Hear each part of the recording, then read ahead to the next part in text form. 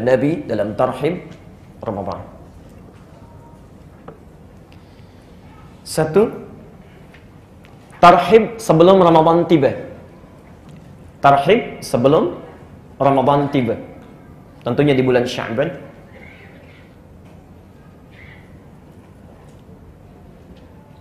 Dan yang kedua, tarhib saat Ramadan tiba. Jadi bagaimana supaya menerima Ramadan saat datang hati kita lapang, ya. Dengan saat Ramadan sudah hadir di tempat kita, kita pun bisa lapang dalam menunaikan segala apapun yang diperintahkan di Ramadan itu, ya. Yang pertama, Bapak Ibu sekalian, ini sebetulnya pernah saya sampaikan dalam pembahasan yang lalu, cuma kita ingin menegaskan saja. Yang pertama, Nabi menuntun kita untuk meluaskan hati kita, melapangkan jiwa kita untuk menyambut Ramadan datang dengan satu doa. At-Tirmidzi nomor hadis 3451. Jazakallahu khair. At-Tirmidzi nomor hadis 3451. Saya bacakan satu tuntunan saja. Yang belum sempat mendapati doanya, belum mencatat, belum mengamalkan, maka ini peluang terakhir untuk saya catatkan. Mulai besok kita bacakan, karena ini sunnahnya tinggal 2 hari lagi, Selasa dengan Rabu, ya. Anda perbanyak bacaannya, ya. Mintakan kepada Allah, mudah-mudahan dengan membaca itu Allah memberikan taufik kepada kita, bisa tarhib kita, ya. Kita lihat sumbernya di At-Tirmidzi nomor hadis 3451. Saya bacakan cepat, insya Allah kita sudah hafal karena saya sampaikan di berbagai tempat. Allahumma ahillahu alaina rahmukallah bil yumni wal iman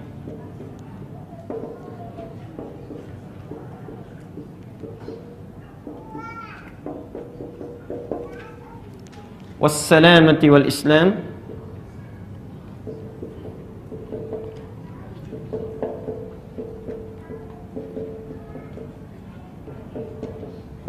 Rabbi wa rabbukallah.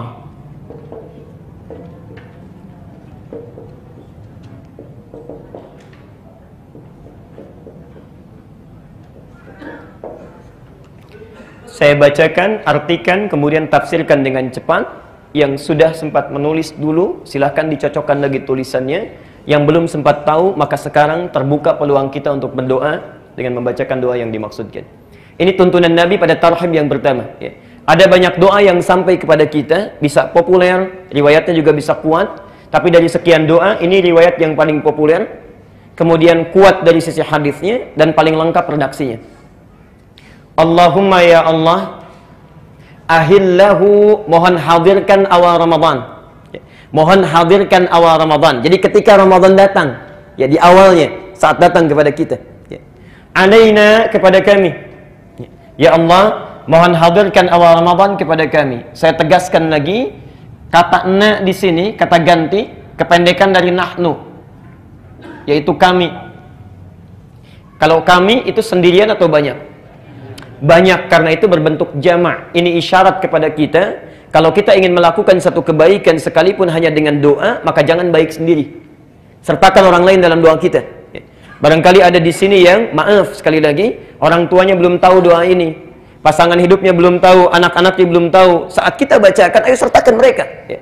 Karena itu di Quran dan di hadis umumnya doa seringkali menggunakan kata ganti jamak. Nah, Rabbana la tu'akhidna in nasina, Al-Baqarah 286. Rabbana atina fid dunya, Al-Baqarah 201. Rabbana zalamna anfusana wa illam taghfir lana lanakunanna.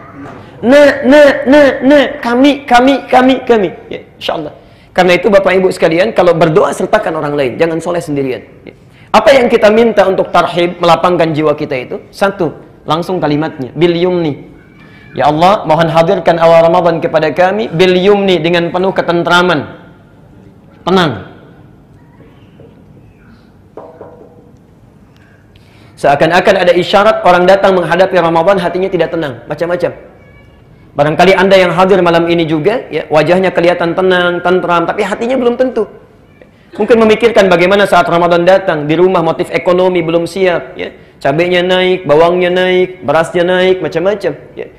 Di pasar induk bawang sudah 22.000, di pasar 31.000, di Papua 44.000, ya. Sudah kita pikirkan. Ya, itu baru bawang, belum yang lain. Masya Allah. Misal, ada orang yang nggak biasa puasa, ya. Hatinya nggak tenang. Ya Allah, kenapa kok cepat sekali? Padahal sudah 11 bulan lewat. Ya. Bisa nggak diundur? Masya Allah. Ya. Karena nggak biasa puasa. Ya. Karena itu bagi orang yang tidak pernah kedatangan Ramadan, maksudnya tidak serius dengan datangnya Ramadan, tahun lalu boleh tidak tenang, sekarang harus tenang. Mintakan kepada Allah. Wal iman, ini persoalan serius yang kedua. Dan dengan penuh kekuatan iman. Spirit ibadah.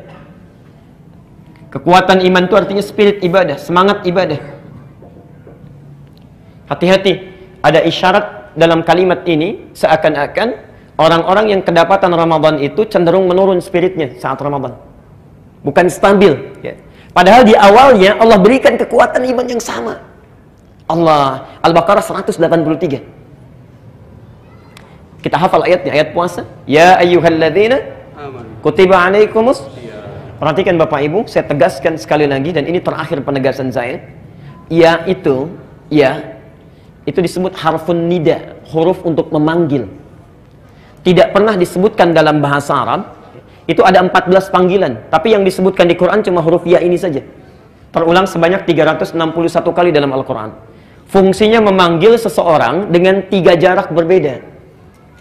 Ada yang dekat, Pak Harun dekat saya panggil ya Sayyid Harun, dekat. Insya Allah. Ada yang menengah, Pak Bambang agak menengah, saya panggil ya Sayyid Bambang, agak menengah.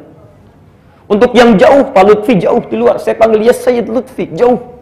Orang Arab mau manggil yang dekat, yang menengah, yang jauh bisa menggunakan satu huruf ya. Yang paling hebat ketika ya disandingkan dengan kata iman. Ya ayyuhalladzina amanu. Amanu terulang 255 kali di Quran. Seakan-akan ketika memanggil kita, hei orang-orang Islam yang punya iman, saya tahu iman kalian itu memiliki tahapan-tahapan yang berbeda. Tidak sama tingkatannya. Ada yang kuat imannya sehingga dekat dengan saya. Sebelum Ramadan pun sudah dekat dengan Allah. Insya Allah, saya sering ilustrasikan. Adzan subuh jam 4.35, ini jam 4 sudah bangun dia. Saking dekatnya dengan Allah. Bahkan ada yang jam 3, setengah 3 sudah bangun. Dia tahajud, dia tunggu sampai sahar, dia istighfar kepada Allah, menangisi dosanya. Masya Allah. Padahal barangkali menurut Allah itu sudah dosanya itu sudah hilang, amalnya sudah banyak. Imam At-Tirmidzi banyak meriwayatkan hadis. Saum, Masya Allah, bukan hanya Senin Kamisnya, Ayyamul Bidnya, Saum Daudnya, hafal Quran, hadis banyak. Itu di akhir hidupnya sampai menangisi dirinya sampai buta pak matanya. Buta matanya karena takut ketika pulang kepada Allah bekalnya belum cukup. Anda ada di mana?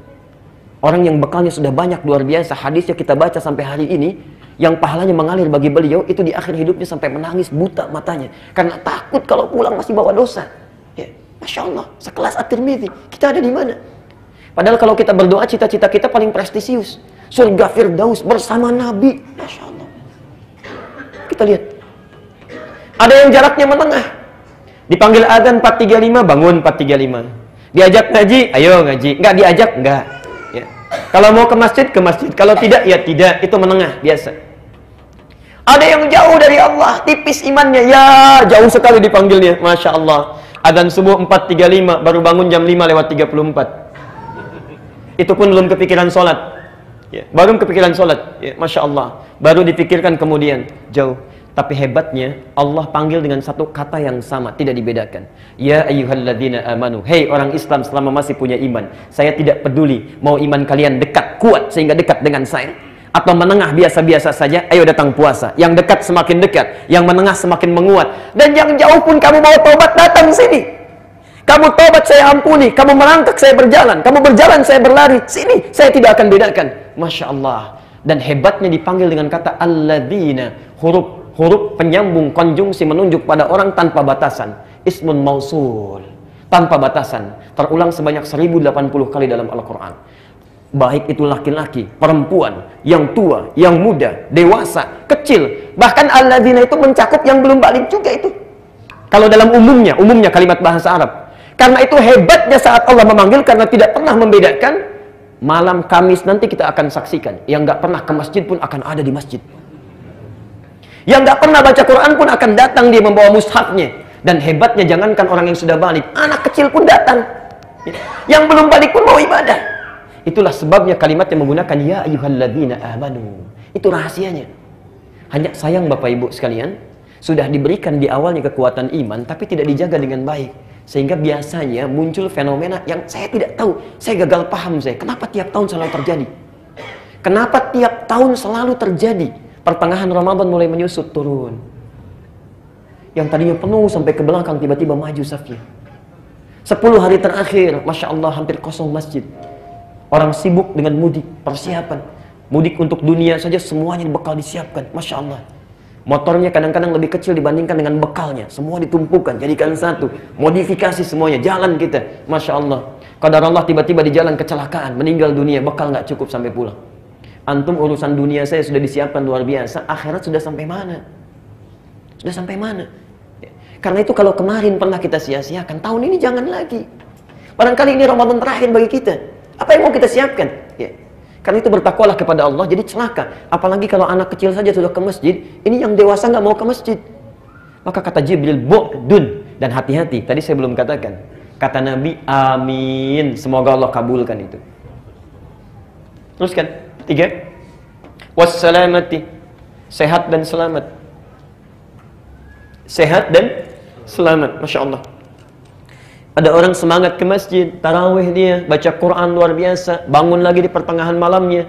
Allah, tiba-tiba pertengahan Ramadan, datang ke masjid untuk tarawih, kepleset.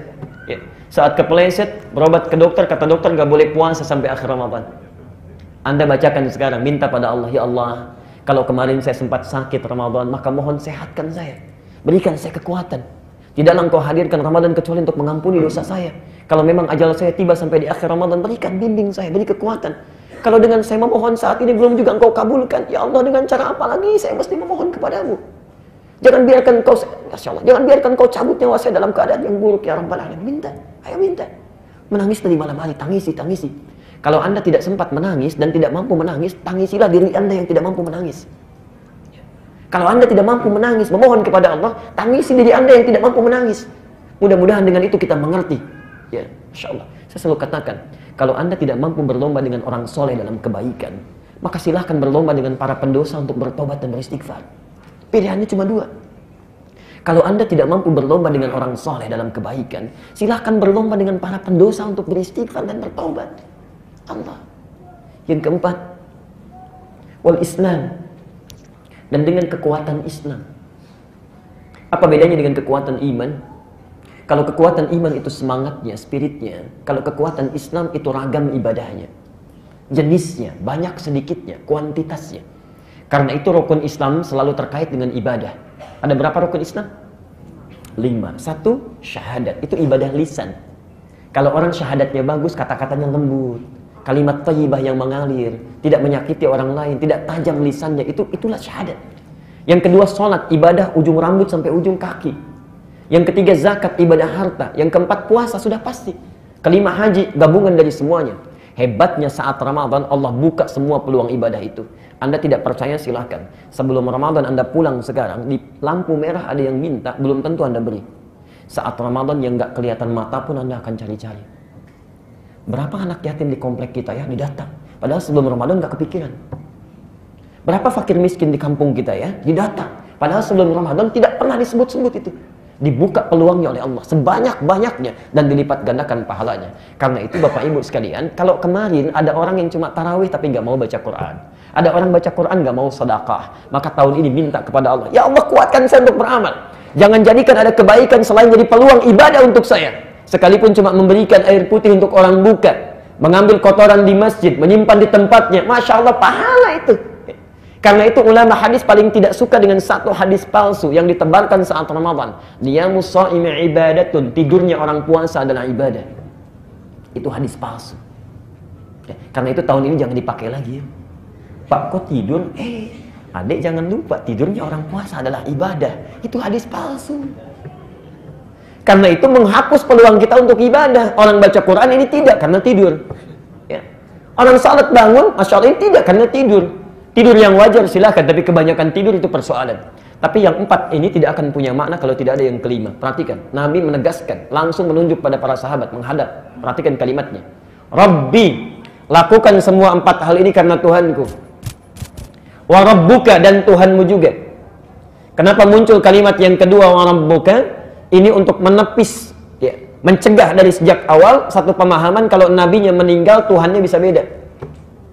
Karena itu baik nabinya ada ataupun tiada, Tuhannya tetap sama. Allah, Allah, lakukan karena Allah. Maksudnya 4 hal ini jaga betul, ikhlas, lakukan karena Allah Subhanahu wa taala. Karena ada orang ibadah saat Ramadan motifnya macam-macam. Para imam yang ada di masjid hati-hati. Para juru dakwah. Kadang-kadang kita lupa. Saat kita sholat, orang-orang senang dipuji kita, lalu kita sholat berikutnya setan masuk pada diri kita. Ya, niatnya sudah berubah, bukan mengimami lagi supaya suara terdengar bagus oleh orang yang mendengar. Supaya kultum kita menarik bagi orang, orientasinya sudah lain. Allah, bertakwalah kepada Allah. Bu, Pak, mohon doakan kami ya. Mohon doakan supaya istiqamah menjaga keikhlasan. Karena orang pertama dihisab itu para ustaz, para ulama, para kiai. Itu yang pertama dihisab. Dan Abu Hurairah ketika menyampaikan hadis ini sampai pingsan 3 kali. Sampai pingsan 3 kali. Karena ada 3 golongan yang pertama dihisab, hampir kebanyakan masuk neraka, kecuali sedikit. Dan yang pertama kali adalah seorang alim. Seorang yang punya ilmu, ketika dihisab dia dipanggil oleh Allah. Madza bika, apa yang kau gunakan dengan ilmumu itu? Kata orang ini, laka, untukmu ya Allah. Kata Allah, kadzdzab, bohong kamu itu. Jadi ada kadzibun, ada kadzdzabun. Kalau kadzib itu orang bohong biasa. Kalau kadzdzab betul-betul pendusta ini orang. Kadzdzab, bohong kamu. Sesungguhnya kamu mengajarkan ilmu itu karena ingin liyuqala alim, ingin disebut seorang alim, ingin populer, disebut hebat, ingin banyak jamaahnya, ingin luar biasa dikenalnya. Hati-hati, hati-hati. Maka itu saya mohon tolong Bu, Pak, doakan. Ya, doakan kalau Bapak Ibu menemukan kekeliruan, cepat ingatkan. Dan jangan fanatis. Nanti ketika keliru susah merubahnya. Susah merubahnya. Ayo ingatkan, berikan kebaikan. Karena manusia itu tempat kesalahan. Ya. Terutama juga seorang ustaz, seorang alim pasti pernah salah. Jadi tolong ingatkan. Yang kedua, orang kaya yang dermawan saat di dunia, kelihatannya dermawan. Ditanya oleh Allah, dengan apa harta engkau gunakan ini? Dia katakan, karena Allah. Kata Allah, bohong, kamu itu berderma supaya disebut orang yang dermawan. Dan yang terakhir, orang jihad, yang nampaknya seperti orang hebat, calon ahli surga, ternyata masuk neraka. Ketika dia berjihad, dia hanya ingin dikenal sebagai pahlawan. Maka semuanya diseret oleh malaikat, diperintahkan oleh Allah untuk dimasukkan ke dalam neraka. Kebanyakan mereka. Tolong doakan, berikan kebaikan, dan lakukan semua karena Allah. Termasuk Bapak Ibu. Kok tarawihnya nggak di Al-Ihsan sih? Aduh, kelamaannya di sana panjang. Mendingan di masjid ini bacaannya pendek, rakaatnya cepat juga. Toh nggak panjang-panjang, cepat keluarnya. Nggak sadar kita. Nggak sadar. Jadi, niat sudah bercampur. Mula-mula karena Allah, besok-besok jadi berubah. Ya. Karena itu bagian yang kelima, luaskan hati kita. Inilah tarhib pertama yang mesti kita hadirkan sampai dengan malam ini, sampai akhir Sya'ban. Kalau sudah diluaskan oleh Allah, yang pertama tenang hati, maka enak menyambutnya. Yang kedua, wal iman, spirit sudah meluas, maka perhatikan, wajan hati kita menjadi semakin lebih luas. Kalau orang yang tempat hatinya cuma seukuran begini, walaupun siap menerima Ramadan, begitu taraweh sudah cukup, baca Quran nggak bisa lagi, karena tempatnya sudah nggak ada. Tapi Anda mintakan diluaskan, luaskan, luaskan. Ada yang luas, maaf, tapi rendah, dangkal. Karena tidak pernah meminta yang keempat itu Islam. Diberikan ragam ibadah supaya dalam ke bawahnya, supaya dalam. Ya. Ada orang yang sudah luas, dalam juga. Dia nggak pernah berhenti. Dan Masya Allah, kalau ketinggalan satu ibadah, walaupun cuma sunnah, menyesalnya luar biasa itu. Ada orang ketinggalan sunnah, itu menyesalnya luar biasa. Ya Allah, kenapa saya nggak bangun tahajud tadi malam? Kira-kira menggantinya seperti apa? Ya Allah, saya nggak baca Quran, salah saya ini. Menggantinya bagaimana? Orang tertinggal yang wajib biasa-biasa saja, yang ini ketinggalan sunnah sudah menyesal luar biasa. Itu orang tingkat tinggi amalannya. Jadi kalau antum ingin dimudahkan Ramadan tahun ini, ayo bacakan. Mohonkan kepada Allah. Minta sampai batas terakhir. Ya. Ayo hari Rabu nanti. Sampai maghrib kita mohonkan, lalu ketika datang Ramadan, kita buktikan kepada Allah. Kalau orang berdoa itu harus membuktikan. Buktinya, ya antum praktekkan. Jangan sekarang minta, begitu Allah kasih, Anda nggak mau praktekkan. Ya Allah, kuatkan iman saya, dikasih kesempatan sehat sampai akhir Ramadan, Anda tinggalkan. Itu artinya sudah diberi tapi nggak mau ngambil. Baik, itu bagian yang pertama.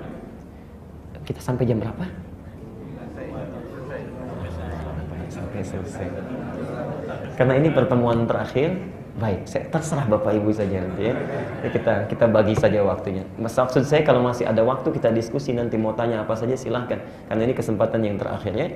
Baik, izinkan saya membahas satu lagi saja dulu ya. Karena ini sebelum Ramadan, saat Ramadan. Saat Ramadan. Yuk saya ilustrasikan. Ramadan ketuk pintu pada kita. Assalamualaikum. Kita sudah bacakan doa ini. Kita katakan, kan sudah tarhib ya. Kalau orang sudah tarhib, kalimat yang diucapkan apa? Tadi? Marhaban. Masya Allah. Marhaban. Jadi ketika Ramadan ketuk pintu, Assalamualaikum. Marhaban. Hati saya sudah luas, silakan datang. Saking luasnya sampai bikin spanduk gitu. Ya. Jadi kalau yang bikin spanduk gak taraweh, keterlaluan itu.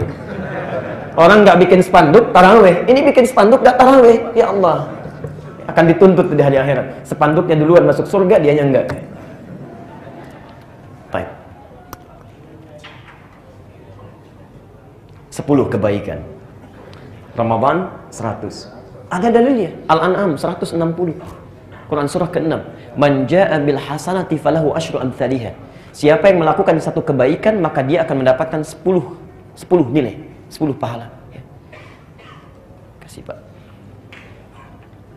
Baik. Karena sudah 3 kali menghapus, 30 saya simpan aja. Gak usah menghapus lagi, saya pegang aja. Supaya fokus menulis. Lihat sini. Sekarang Ramadan sudah masuk, ya, barangkali 15 menit ke depan kita uraikan. Apa yang harus kita lakukan? Ramadannya sudah datang, bawa berbagai hal, keutamaan, amalan, ampunan dan sebagainya. Bagaimana menyikapinya?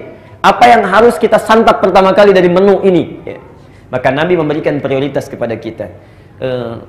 Maafkan saya, karena sesungguhnya materi-materi ini itu kebanyakan sudah dibahas dalam setiap pertemuan malam Jumat kita. Ya.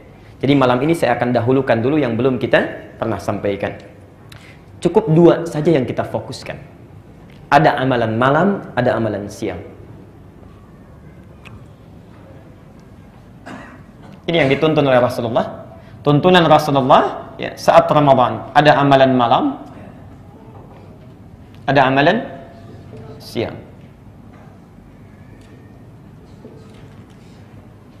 Ada yang khusus dilakukan di malam saja, ada yang khusus dilakukan di siang saja, ada yang berlaku umum bisa dilakukan malam dan siang, ada yang cuma malam saja, siang saja, dan ada yang berlaku umum malam dan siang. Baik.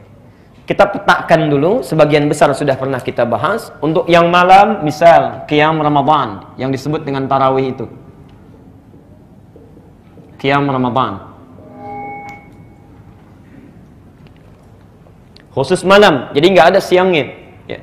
Qiyam Ramadan. Saya tegaskan lagi, kata qiyam menunjuk pada waktu yang sangat luas. Ya.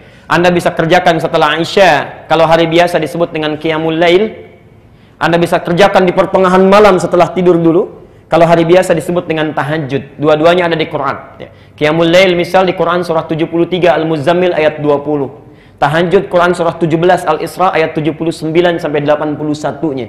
Di bulan Ramadan keduanya disebut dengan satu nama, Qiyam Ramadan. Ya. Artinya kalau Anda ingin mengerjakan selepas Isya langsung silahkan. Ya. Mau malamnya istirahat dulu silahkan. Ya.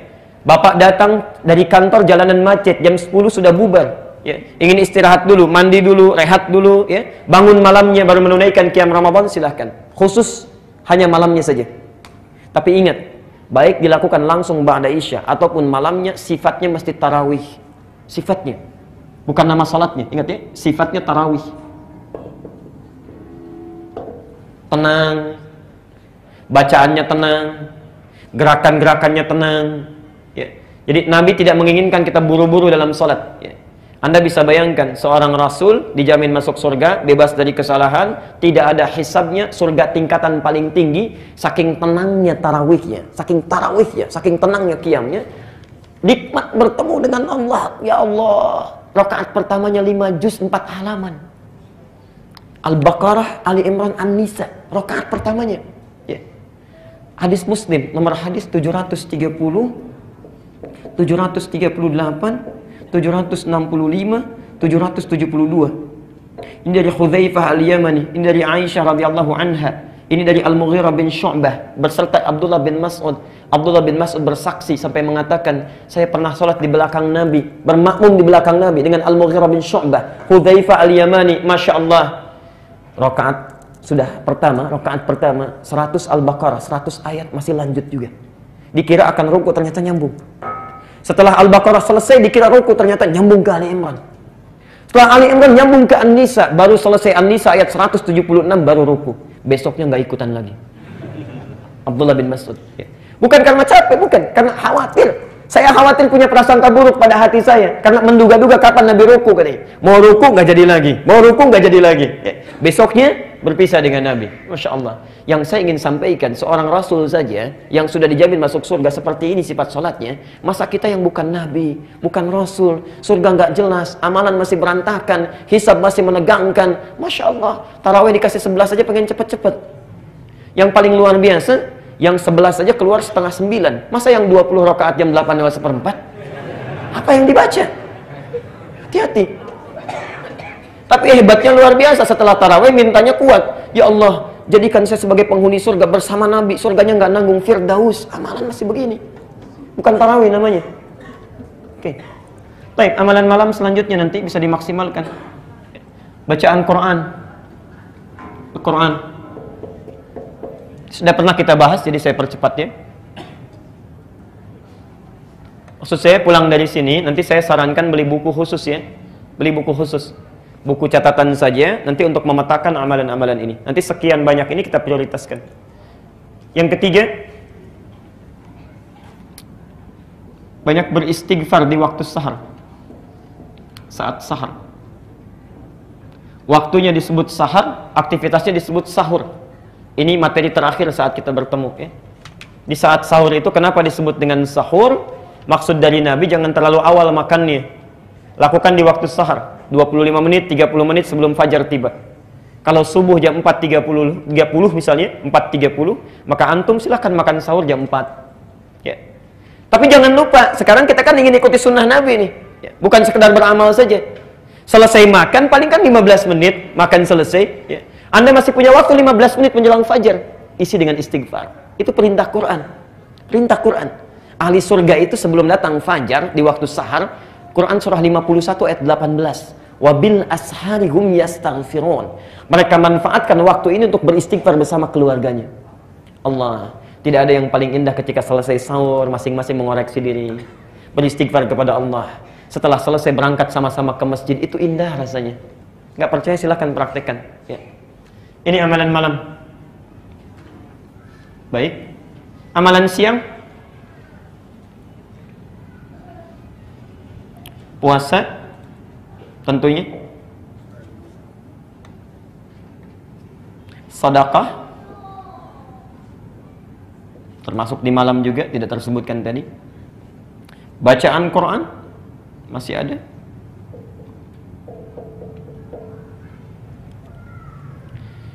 Saya akan fokus menerangkan pada yang ini dulu nih. Yang puasa. Karena kemarin kita berhenti saat sahur, puasanya belum, ya. Saya mau terangkan ini. Catat dulu hadisnya supaya ada gambaran atau referensi yang jelas pijakan kita. Ya.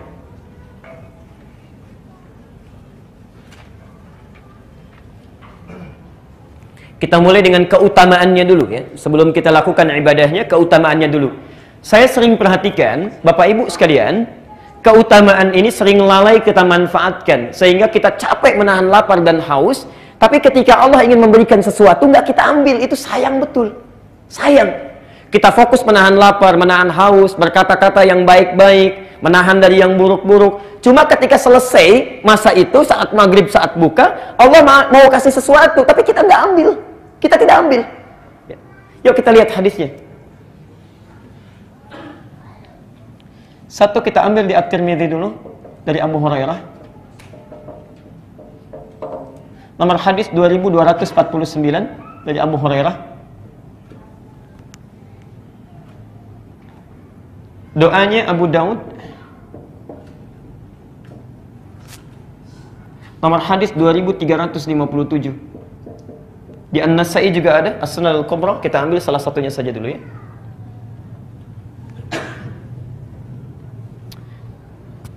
Saya mau mulai yang ini dulu. Ya. Abu Dawud nomor hadis 2357. Antum saat berpuasa selesai di waktu maghrib kan berdoa ya? Apa doanya? Ya? Dhahaba dhama'u, kemudian wabtallatil araqu wa thabatal ajru. Ini ada di sini sumbernya. Di hadis yang Anda bacakan, doa yang barusan Anda bacakan itu sahih ya, ala syartis syahihain ya. Jadi sudah sesuai dengan syarat Al-Bukhari dan Muslim, walaupun tercantum di Abu Daud, tapi syaratnya sesuai dengan syarat Al-Bukhari dan Muslim. Itu di Abu Daud nomor hadis 2357. Saya tuliskan doanya ya, dari Ibnu Umar. Karena Rasulullah sallallahu alaihi wasallam idza aftara, adalah kebiasaan, perhatikan, adalah kebiasaan. Ya, cara menerjemahkannya. Jadi Nabi terbiasa. Kalau Anda ingin baca doa yang lain banyak terbentang, tapi kebiasaan Nabi yang ini. Ya. Karena Rasulullah sallallahu alaihi wasallam adalah kebiasaan Rasulullah sallallahu alaihi wasallam idza aftara, bila beliau akan buka, ya. Beliau berdoa, dhahabadh dhama'u. Saat beliau buka, beliau berdoa, dhahabadh dhama'u. Kemudian wabtallatil uruq, wabtallatil uruq.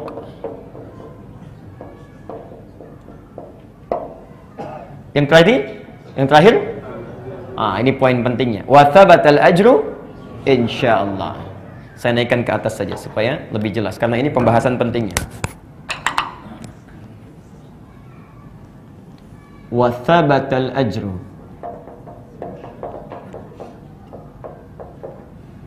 Mohon bersabar sebentar ya, ini sesuatu yang sering terlupakan.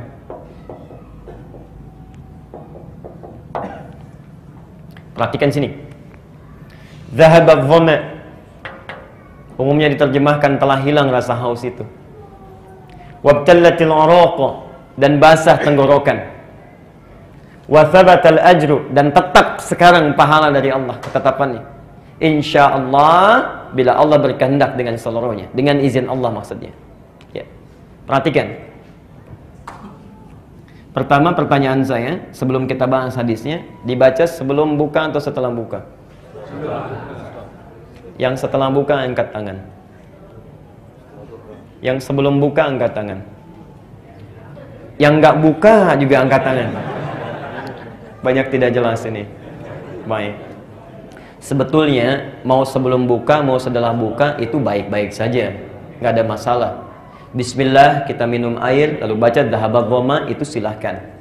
Tapi kalau melihat siyak hadisnya, ya, siyak itu tanda-tanda dari katanya, kata-kata hadisnya nampaknya lebih menunjuk kepada sebelum kita minum, ya. Bukan setelah kita minum. Walaupun setelah kita minum pun silahkan. Biasanya yang setelah minum itu menerjemahkannya begini, dhahabadh dhama, telah hilang haus. Kalau telah hilang haus kan minum dulu, ya kan? Minum dulu baru hilang hausnya. Itu kalau dibaca dengan terjemahan biasa.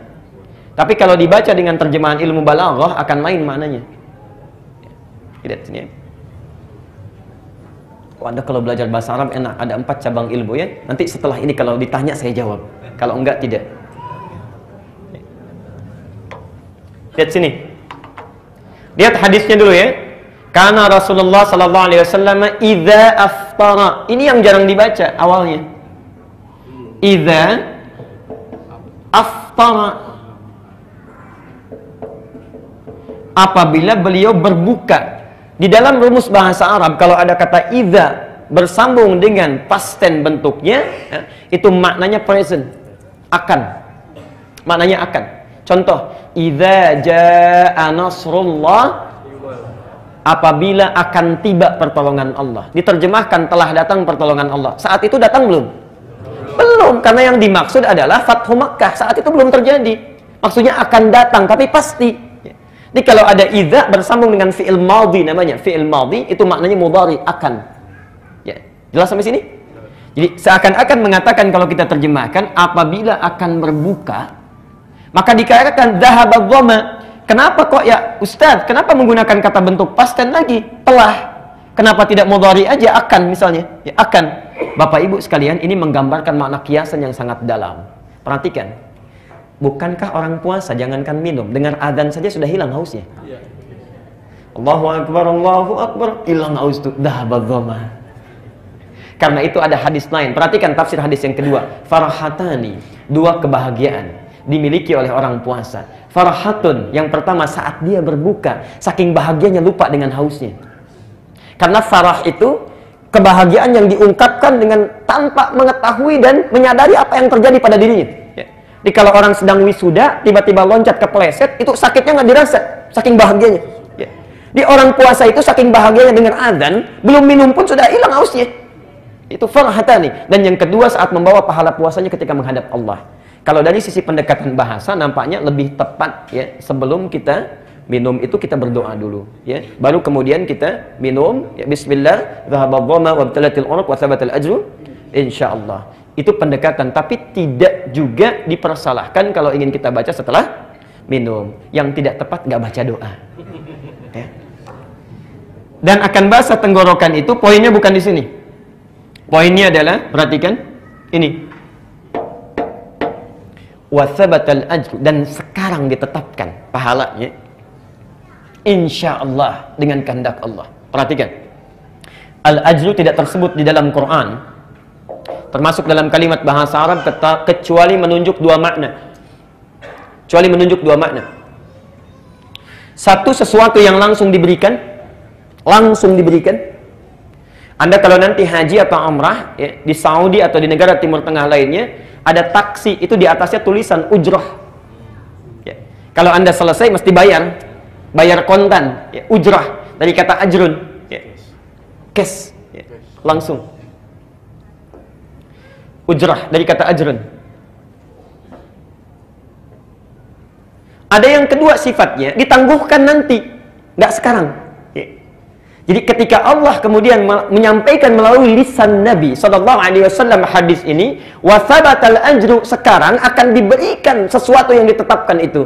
Masya Allah Bapak Ibu sekalian, kalimat ini menunjukkan dua makna. Ada yang akan diberikan langsung oleh Allah saat kita buka itu, dan ada sesuatu yang ditunda nanti yang lebih besar lagi. Yang diberikan saat kita buka itu, itulah panjar dunia. Apa yang diberikan oleh Allah? Ini hadis riwayat At-Tirmidzi nomor hadis 2249. Saya bacakan hadisnya ya. Dari Abu Hurairah. An Abi Hurairah radhiyallahu anhu qala. Hadis riwayat Abu Hurairah, semoga Allah meridai kepadanya. Qala, beliau menyampaikan. Qala Rasulullah sallallahu alaihi wasallam. Rasulullah sallallahu alaihi wasallam bersabda. Perhatikan kalimatnya dan tolong jangan pernah diremehkan ini. Salasatun, ada tiga golongan. Salasatun, ada tiga golongan. La turaddu da'watuhum, tidak mungkin ditolak doanya. Ada tiga golongan yang tidak mungkin ditolak doanya. Allah, siapa mereka? Satu, al-imamul adil, pemimpin yang adil. Pemimpin yang adil. Anda jangan langsung terbayang presiden, gubernur, bupati. Maaf, para ayah pun di rumah itu pemimpin. Dan Anda mesti adil. Dan kalau disebutkan adil, jangan yang dibahas yang itu saja. Kalau bahas masalah poligami baru adil. Adil, bukan itu poinnya. Adil itu luas sekali maknanya. Contoh, maaf ya, sekali lagi maafkan saya kalau bahasanya kurang baik. Bapak mencampurkan pekerjaan di luar dengan tugas sebagai ayah, itu sudah tidak adil. Anda punya pekerjaan di kantor, kemudian selesai bekerja, dibawa ke rumah. Lalu masuk ke rumah itu, orang rumah sudah nunggu seorang ayah. Ya. Istri sudah menunggu selama 8 jam. Anak-anak sudah menanti, ingin memberikan kisahnya. Kadang-kadang ada yang melukis, menggambar, ada yang menunggu, mengaji, ingin menyampaikan bacaan Qur'annya. Tiba-tiba datang ayahnya dengan kedudukan kantornya. Masya Allah. Yang ditunggu seorang ayah, yang datang seorang pengusaha. Yang ditunggu seorang ayah, yang datang seorang mudir, seorang bos. Pekerjaan masih dibawa ke rumah. Masya Allah. Tas dibawakan, orang sudah memanggil, anak kita itu nggak akan peduli. Allah, anak saya, antum memanggil sekarang ustaz, teman dan sebagainya, sampai di rumah anak saya tidak akan peduli. Begitu dibuka pintunya, buya, naik, diambil naik ke punggung, main kuda-kudaan. Itu yang ditunggu. Anak kita itu tidak merindukan apapun kecuali ayahnya. Istri tidak merindukan apapun kecuali suaminya. Kadang-kadang ada tipe suami yang kurang adil. Antum sudah selesai di kantor, simpan semua kantor itu di depan pintu rumah. Ketika masuk, jadilah ayah yang baik. Jadilah suami yang baik. Sudah, itu ditunggu. Karena itulah Rasulullah, kalau antum buka hadis riwayat Al-Bukhari, itu pernah beliau masuk, Aisyah itu curhat, Masya Allah, kalau kita hitung sampai 2 jam, didengarkan oleh Nabi begini. Tidak direspon, didengarkan aja oleh Nabi. Saking ingin didengarnya, Nabi SAW tahu ini sudah lama nunggu saya. Begitu datang didengarkan. Kita ada di mana? Ya. Jadi kalau antum adil dalam satu masalah ini saja, maka doanya tidak akan ditolak oleh Allah. Begitu antum minta, Masya Allah, datang. Ya. Nanti ibu lain kali, ibu ya, ayah aja dulu lain kali ya. Lain kali. Masya Allah. Al-imamul adil. Yang kedua, ini poinnya, berlaku bagi suami dan istri kita semua. As-sha'ima hatta yuftira. As-sha'ima, orang puasa sampai dia buka, hatta yuftira. Allah, doa antum itu saat berbuka itu sedang ditunggu oleh Allah. Orang puasa sampai dia buka ditunggu doanya oleh Allah. Terutama puncaknya saat buka. Saya ilustrasikan ya. Anda punya yang bantu-bantu di rumah, Masya Allah. Kerjanya luar biasa. Anda minta bangun jam 5, jam 4 sudah bangun. Ya. Kita minta bersihkan ruangan dalam sampai luarnya dia bersihkan. Yang tidak diminta pun dilakukan. Wajar sifatnya. Allah satu kali datang kepada kita, Pak Bu, maafkan saya punya kebutuhan, anak-anak mau sekolah, kurang uang 250.000, kita mampu, dikasih nggak? Kasih berapa? Minta 250, kita bisa kasih 500. Saking kita pahamnya bahwa kerjanya luar biasa. Hadis Qudsi, perhatikan hadisnya yang tadi saya bacakan ya, Al-Bukhari Kitabus Shiyam hadis yang ketiga. Perhatikan Allah memuji orang puasa, yatruku ta'amahu wa syarabahu wa syahwatahu. Orang makan, dia tidak. Orang minum, dia tidak. Orang melakukan hubungan seksual, dia tidak. Dan itu dilakukan karena untukku saja. Masya Allah, wa ana ajzi bihi. Saya akan berikan pahala yang tanpa batas. Sebelum tunggu akhirat, Allah sedang tunggu. Saat dia berbuka itu, Allah sedang menunggu. Mau minta apa hambaku? Karena itu dibuka dengan doa sunnah. Ini cuma pendahuluan. Ini doa pembuka yang ini itu. Bukan doa intinya. Jadi ketika Anda mengatakan wasabatal ajru insyaallah, sekarang akan tetap janji Allah itu pemberiannya, Allah nunggu. Kalau gitu kamu mau minta apa? Nah, masalahnya kadang-kadang kita nggak minta. Setelah kita bacakan ini, kita sibuk dengan yang lain. Langsung setan masuk ke mata kita. Anak panahnya masuk, ditujukan kepada jus alpukat. Jus. Kolak. Allah. Begitu langsung sekali sudah kenyang, lupa dengan berdoa. Karena itu, yang paling baik setelah Anda minum, Anda bawakan ini, ayo coba mulai. Hari pertama, yuk sebelum makanannya disentuh, ayah dulu berdoa. Duhai Allah, betapa Engkau berikan amanah kepada saya sebagai kepala keluarga. Ada istri saya, anak-anak saya. Berikan kekuatan kepada saya untuk menjadi suami dan ayah yang baik. Ya Allah, ampuni dosa saya kalau sampai ini belum menjadi ayah yang baik. Bimbing saya supaya bisa memberikan kebaikan pada keluarga saya. Didengar oleh ibunya, oleh anaknya. Besoknya ibu berdoa, ya Allah, jadikan saya ibu yang baik. Ya Allah, berikan saya kebaikan. Bimbing saya supaya menjadi pribadi yang baik, merawat anak-anak, menjaga kehormatan rumah tangga. Yang paling indah itu ketika anak-anak kita berkata, ya Allah, mohon kuatkan papa dalam bekerja. Ya Allah, berikan petunjuk dalam peluh keringatnya. Bimbing kami untuk menjadi anak-anak yang soleh. Duhai Allah, jadikan ibu sabar dalam mendampingi kami dalam kehidupan. Maafkan ya Allah kalau sampai saat ini belum bisa berdoa untuk ayah dan ibu. Tidak ada yang lebih indah daripada itu. Yang punya teorinya kita, yang praktekkan agama lain. Jelas ya? Baik, sekiranya